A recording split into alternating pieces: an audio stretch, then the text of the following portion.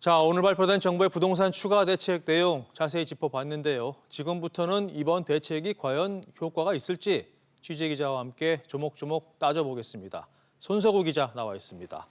자, 손 기자. 네. 아직 이른감이 없지 않아 있지만 저 대책에 대한 시장 반응과 전망 지금 어떻게 나오고 있습니까? 네, 일단은 큰 골자는 다주택자와 또 단기 매매 같은 것들에 대한 보유세와 거래세를 모두 역대 최고 수준으로 올렸기 때문에 네. 이것만으로도 시장에 전해지는 충격은 상당할 것으로 전망됩니다.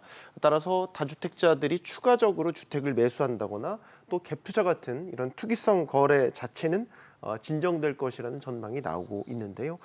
다만 이번 대책으로 다주택자들이 실제 시장에 매물을 내놓을 것인지에 대해서는 회의적이라는 분석이 다수였습니다. 들어보시죠.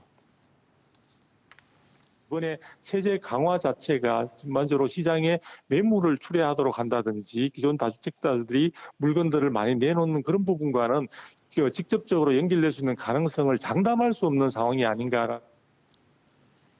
지금 얘기를 들어보면 장담할 수 없다는데 정부 입장에서는 이게 반드시 움직여줘야 되거든요. 다주택자들이 집을 팔아야 집값이 내려갈 텐데 결국 이런 징벌적 과세에 따른 결과가 앞서서는 성공한 적이 별로 없는 것 같단 말이죠. 네. 자, 다주택자들이 버틸 것이란 분석들, 전망들이 나오는데 이렇게 보는 시각들이 많습니까? 네. 그러니까 이렇게 보는 데에는 일단 다주택자들이 강도 높은 대책들이 계속해서 나왔기 때문에 어느 정도 면역력, 즉 내성을 갖고 있다라는 부분들이 우선적으로 거론이 되고 있고요. 또 이 세율 인상의 적용 시점을 보면 실제로 납부해야 되는 시점은 내년 12월 정도, 그러니까 1년 이상 남았습니다. 또 그 이후에 대선도 머지 않았기 때문에 아무래도 시장의 추이를 봐가면서 버티기를 선택할 가능성이 높다라고 보고 있는 겁니다. 또 하나 지적하고 있는 부분은 다주택자들이 실제로 매물을 내놓을 수 있도록 유인책이라든지 인센티브가 부족하다라는 점을 지적하는 전문가들도 있었습니다. 들어보시죠. 실수요자 보호와 투기 수요 억제 차원에서는 충분히 긍정적인 효과가 기대가 됩니다. 다만 양도세 중과 유예 조치만으로는 정부가 기대하는 매물이 나오는 효과를 기대하기는 힘들 것 같습니다.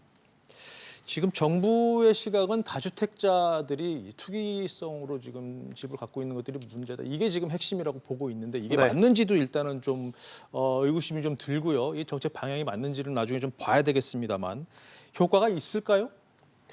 여러 전제를 할 수 있겠습니다만 다주택자들이 여전히 집값은 계속해서 오를 것이다. 즉 집값 상승을 전제로 해서 세부담을 견디겠다. 이런 심리가 여전히 강하다는 점을 지적하는 전문가들이 많이 있습니다. 네.